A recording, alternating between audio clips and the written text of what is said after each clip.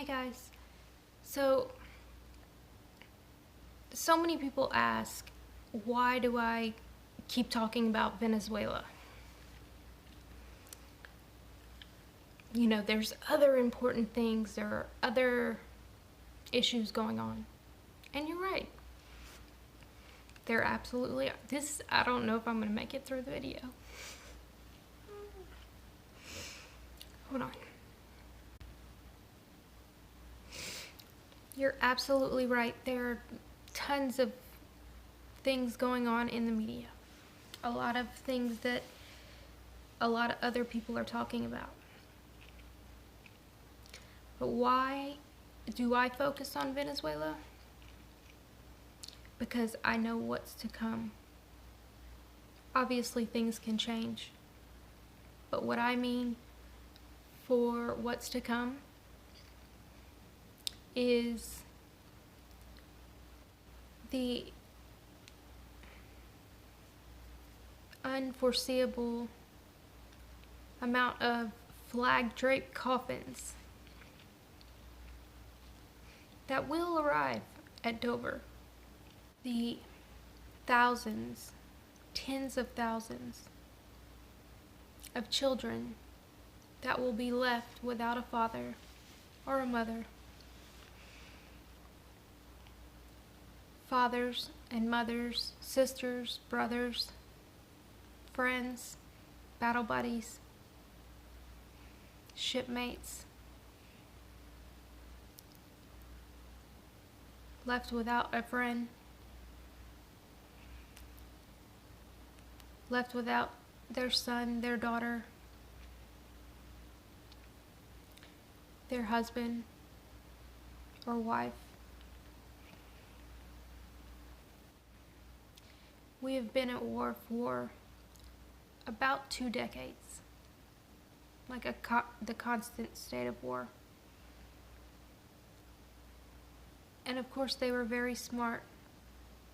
In 1991, George Sr. Bush signed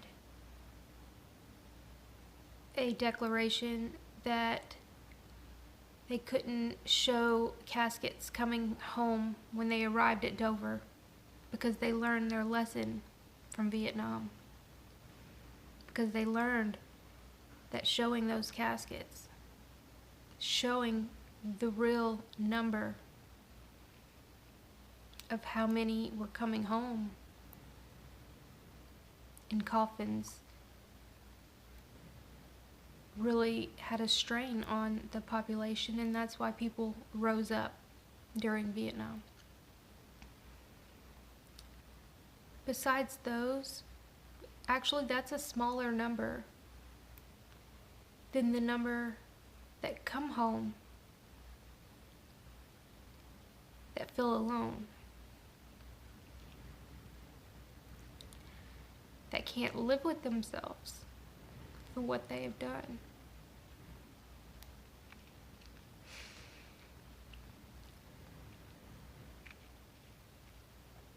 I'm going to read a suicide note left by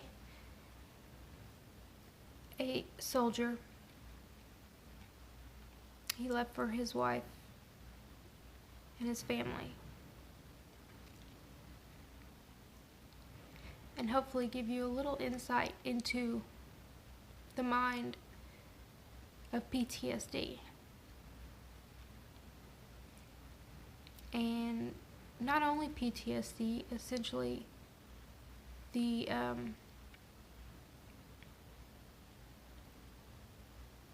tremendous pain that comes along with it, and how the military, the VA, our representatives in Congress, they don't care about the soldiers once they come home. They put on little parades and whatnot every year and act like they support our troops. But the legislation that they pass says otherwise. So I'm going to go ahead and read that letter It's going to be hard. So we have, give or take, 22 veterans that commit suicide every single day.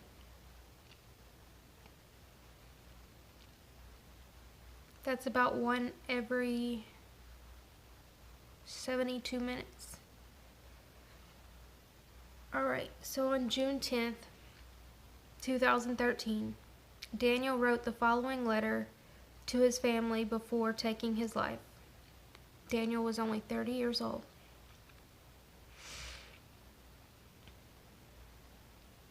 I am sorry that it has come to this. The fact is, for a very long time, for as long as I can remember, my motivation for getting up every day has been so that you would not have to bury me. As things have continued to get worse, it has become clear that this alone is not sufficient reason to carry on. The fact is, I am not getting better, and I will most certainly deteriorate further as time goes on. From a logical standpoint, it is better to simply end things quickly and let any repercussions from that play out in the short term than to drag things out into the long term. You will perhaps be sad for a time, but over time you will forget and begin to carry on. Far better than to inflict my growing misery upon you for years and the decades to come, dragging you down with me. It is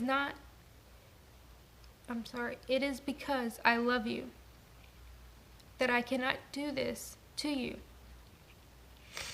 You will come to see that one day. That is far better thing as one day after another passes, during which you do not have to worry about me or even give me a second thought. You will find that your world is better without me in it. I really have been trying to hang on for more than a decade now. Each day is a testament to the extent to which I cared, suffering unspeakable horror as quietly as possible so that you could feel as though I was still here for you. In truth, I was nothing more than a prop, filling a space so that my absence would not be noted. In truth, I have already been absent for a long time. My body has become nothing but a cage, a source of pain and constant problems. This illness I have has caused me pain. Not even the strongest medications could dull, and there is no cure. All day, every day, a screaming agony in every nerve ending in my body. It is nothing short of torture. My mind is a wasteland, filled with visions of incredible horror, unceasing depression, and crippling anxiety, even with all of the medications the doctors dare give. Simple things that everyone else takes for granted are nearly impossible for me. I cannot laugh or cry. I can barely leave the house. I derive no pleasure from anxiety, from any activity. Everything simply comes down to passing time until I can sleep again. Now to sleep forever seems to be the most merciful thing. You must not blame yourself. The simple truth is, during my first deployment, I was made to participate in things, the enormity of which is hard to describe. War crimes, crimes against humanity. Though I did not participate willingly and made what I thought was my best effort to stop these events, there are some things that a person simply cannot come back from. I take some pride in that. Actually, as to move on in life after being part of such a thing would be the mark of a sociopath, in my mind. These things go far beyond what most are even aware of. To force me to do these things and then to participate in the ensuing cover-up is more than any government has the right to do.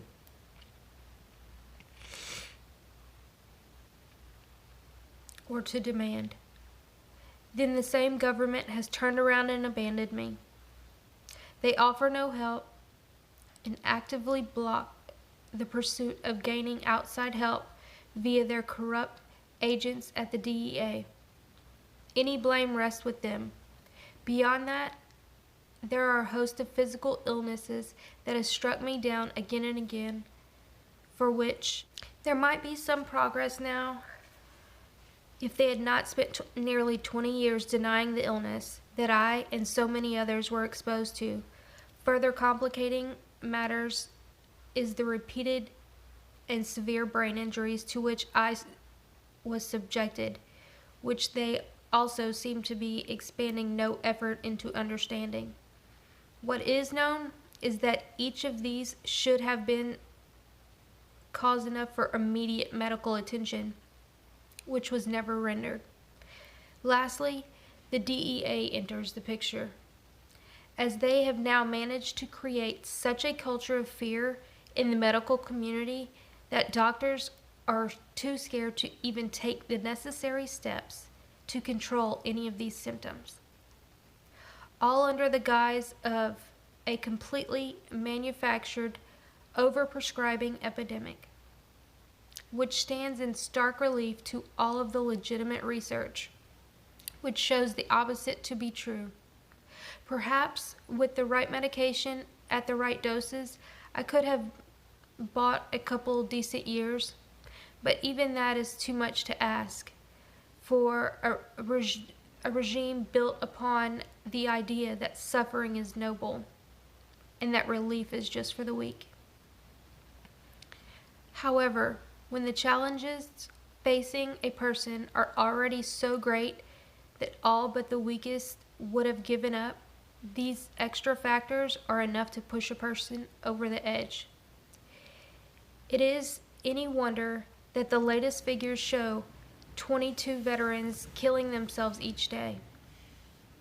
That is more veterans than children killed at Sandy Hook every day.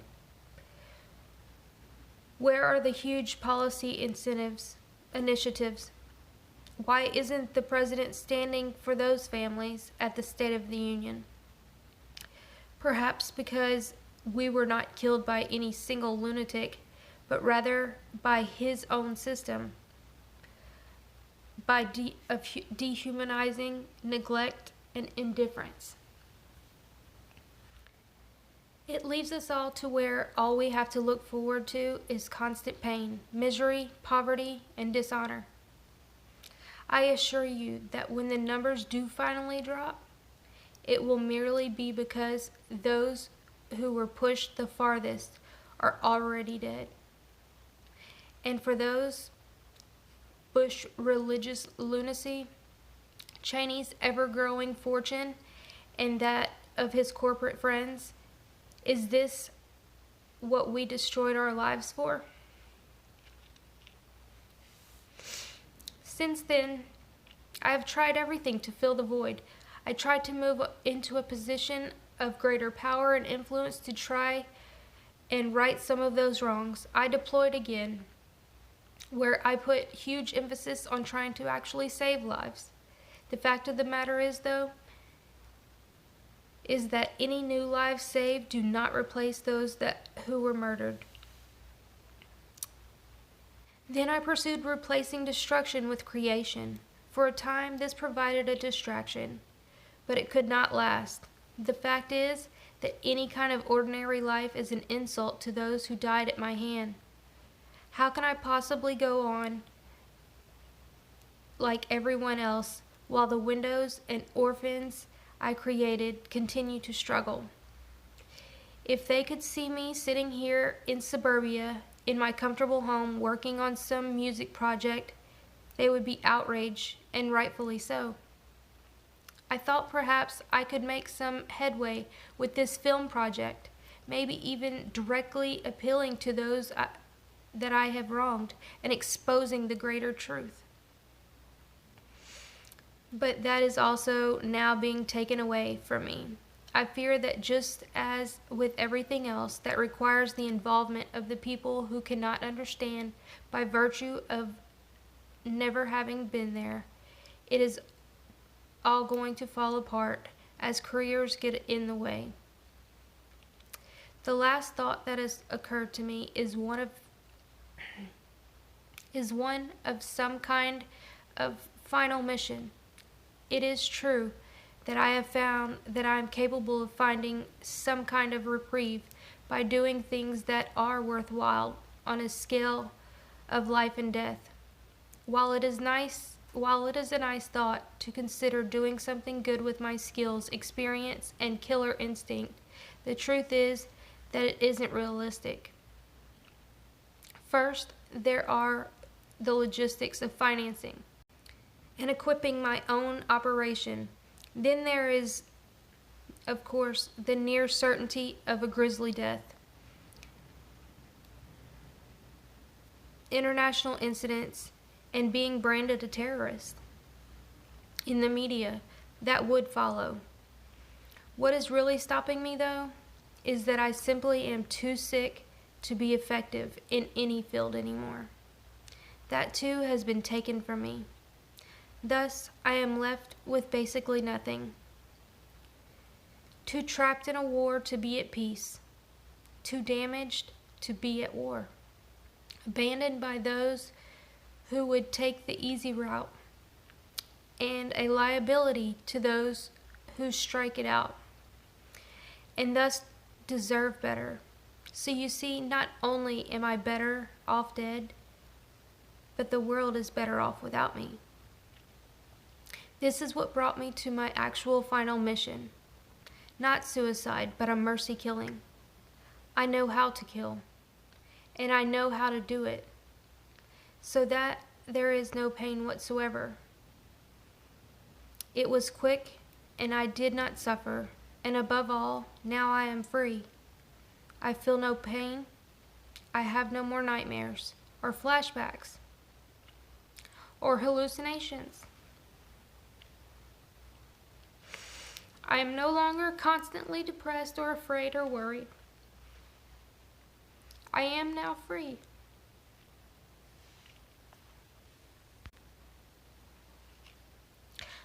I ask that you be happy for me, for that it is perhaps the best break I could have ever hoped for. Please accept this and be glad for me. Daniel Summers.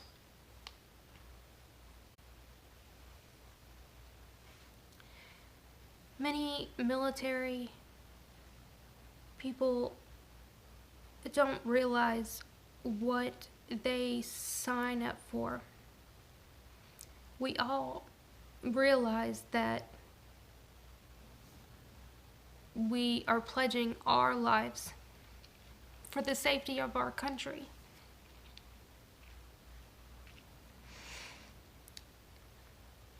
But what we aren't told is that our country's not really in danger.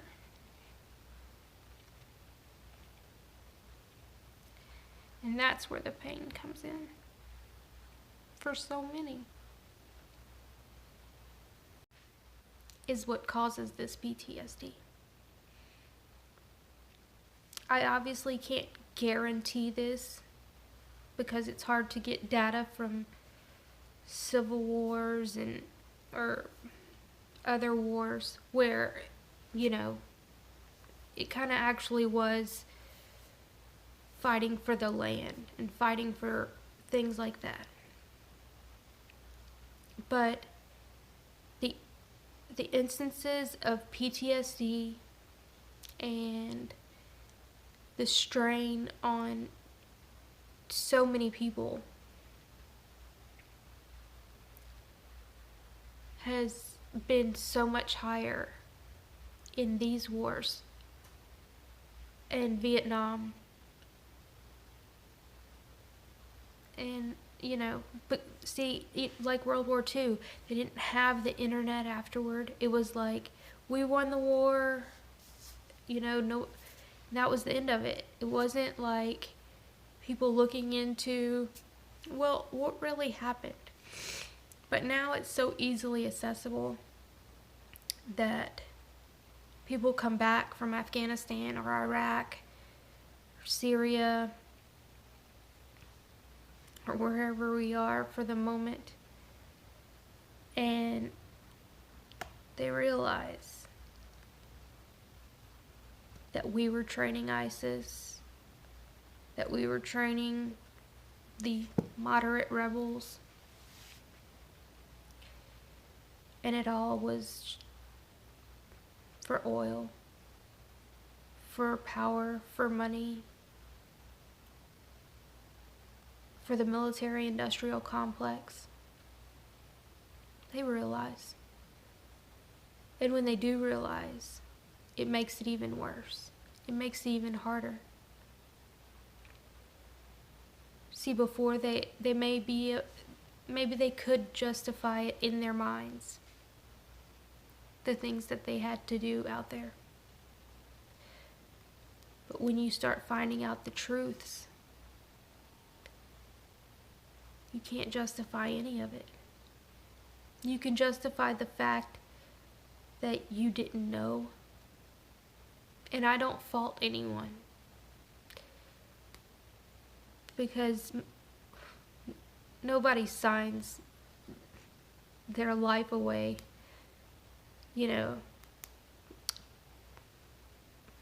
to do such harm. We do it with pure intentions. But unfortunately, others have ulterior motives. They take advantage of our patriotism, our love for our country. They run out these commercials of cool ass weapons, people coming out of the water with this never before seen weapons, and da da da da da. You have all this music playing in the background that's in the red, white, and blue. All these subliminal messages. That they spend a lot of money in recruiting for the military, and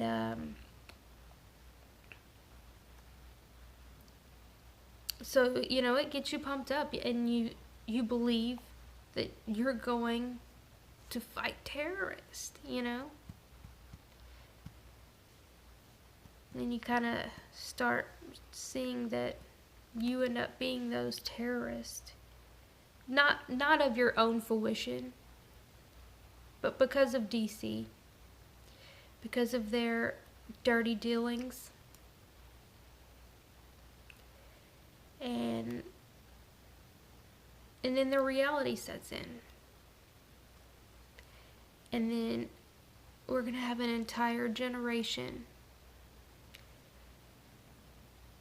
of children without fathers, children without parents that, they might have PTSD or, just completely screwed up.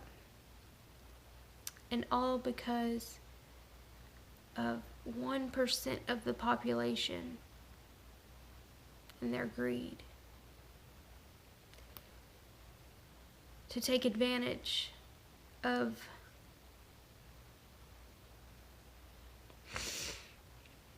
the people, the men and women that handed over their lives to protect everybody.